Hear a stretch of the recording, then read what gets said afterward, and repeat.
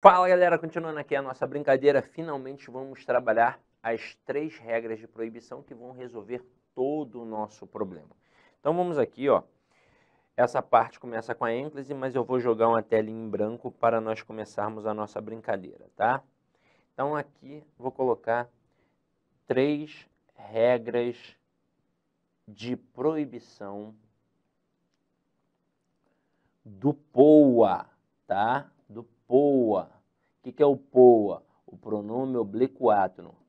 A galera de Porto Alegre que adora, né? Então vamos por partes, tá? Vou começar com a primeira regra de proibição. Bem simples, ó. Não pode colocar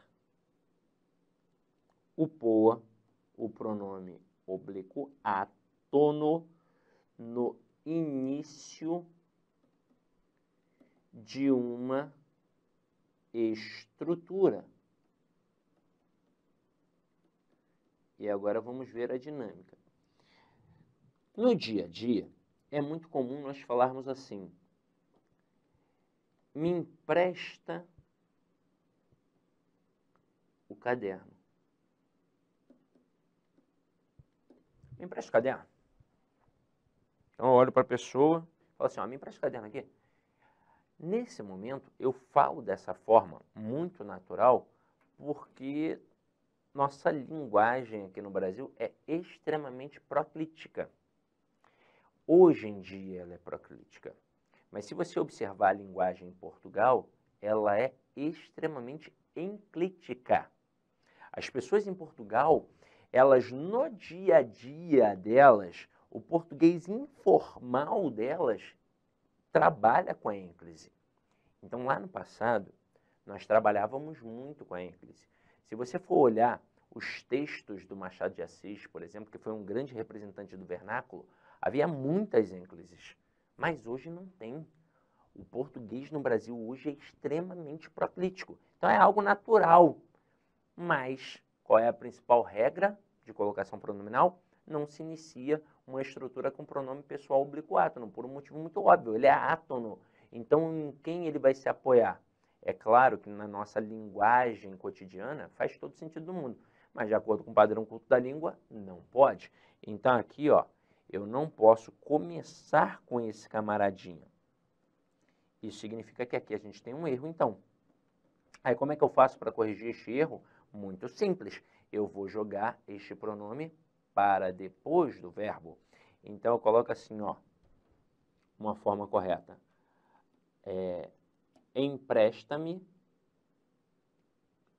empresta-me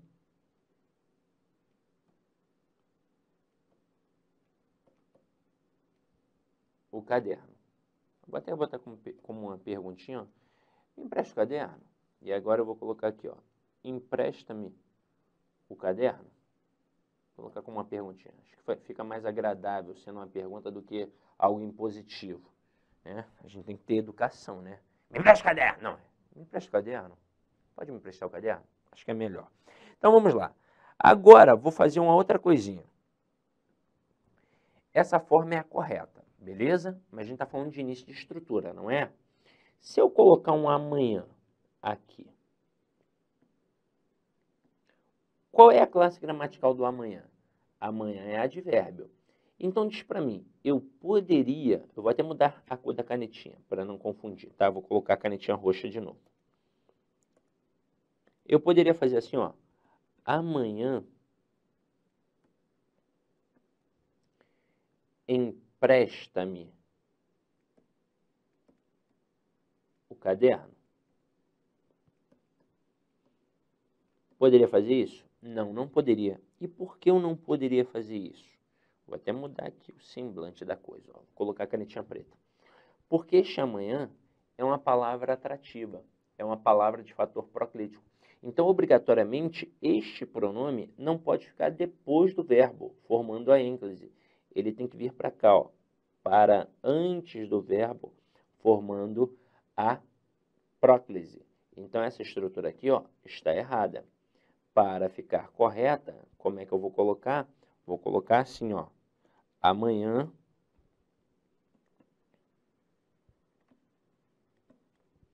me empresta o caderno? Agora, e se eu colocar o amanhã, mas depois tacar aqui uma vírgula? Eu poderia dizer amanhã, vírgula, me empresta o caderno? Ah, tá vendo como esta regra aqui, ó, é muito forte? Quando você vai pegar os casos de ênclise dentro da gramática, eu vou mostrar isso aqui para vocês, você tem essa primeira regra, mas depois você tem ramificações da regra, como se fossem outras regras, mas na verdade é só ramificação. Então veja que aqui eu tenho um advérbio, mas ele foi isolado pela vírgula. E se aqui apareceu uma vírgula isolando este advérbio do resto da construção, a vírgula impediu a atração do pronome. Esta palavra não tem mais o fator de atração, porque a vírgula está ali embarreirando. Está embarreirando. Então, como é que eu vou trazer o pronome para antes do verbo? Não tem como. Então, depois daquela vírgula, nós começamos uma nova estrutura. E eu não posso iniciar uma estrutura com o pronome pessoal oblíquo átono. Então, aqui eu posso ter, neste caso aqui, eu posso ter a próclise? Não, de forma alguma. Então, essa construção está errada. Se eu coloquei a vírgula depois do amanhã e impedir a atração, aqui ó, amanhã, vírgula, a construção seguinte tem que ser formada pela ênclise. Então vai ficar amanhã, empresta-me o caderno. Então veja, todas as estruturazinhas que apareceram aqui em vermelho, elas estão corretas. Na primeira, vou colocar ABC, tá? Na frase a, ênclise, porque o verbo apareceu no início da estrutura e só haveria esta possibilidade. Então, aqui nós tivemos uma ênclise. Na frase B, nós tivemos uma próclise por conta de uma palavra atrativa, que é o advérbio, que atraiu o pronome para junto dela. Aqui seria impossível ter uma ênclise. Obrigatoriamente teve que ter uma próclise. E na frase C, nós tivemos uma ênclise. Apesar de aparecer um advérbio antes do verbo, esse advérbio foi isolado pela vírgula. Isso acarretou uma quebra da estrutura e logo após a vírgula nós tivemos o quê? Nós tivemos que iniciar com o verbo. Não pode ter o pronome ali porque é um início de uma estrutura. Agora, vou te dar um outro bizu. E se ao invés de ter uma vírgula, aparecerem duas vírgulas? E aí, caramba? E aí? Quando a gente tem uma estrutura intercalada, preste atenção no que eu vou falar. Não importa que antes da estrutura tenha uma palavra atrativa ou não, não importa. Se você tem uma construção e tem uma intercalação com duas vírgulas e depois vem verbo e pronome, o processo de colocação pronominal se torna facultativo. É um caso especial. É um caso especial. Se torna facultativo. Então, você vai reparar ali. E veio o verbo depois de uma vírgula. Tem só uma vírgula mesmo? Então, tem que ter ênclise obrigatoriamente. E são duas vírgulas. É uma intercalação. Opa, processo de colocação pronominal facultativo. Agora, vamos para a segunda regra de proibição. Vamos lá. Deixa eu apagar essa parte aqui, ó. Vou colocar uma outra telinha em branco. E vamos para a segunda regra de proibição. Então, vamos lá. Deixa eu me colocar aqui, ó. Segunda regra de proibição. Não pode colocar o POA, ou seja, o pronome oblíquo átono, depois do verbo no futuro. Tá vendo como são informações simples? Agora vamos ver aqui os probleminhas. Coloca assim, ó. Amarei-te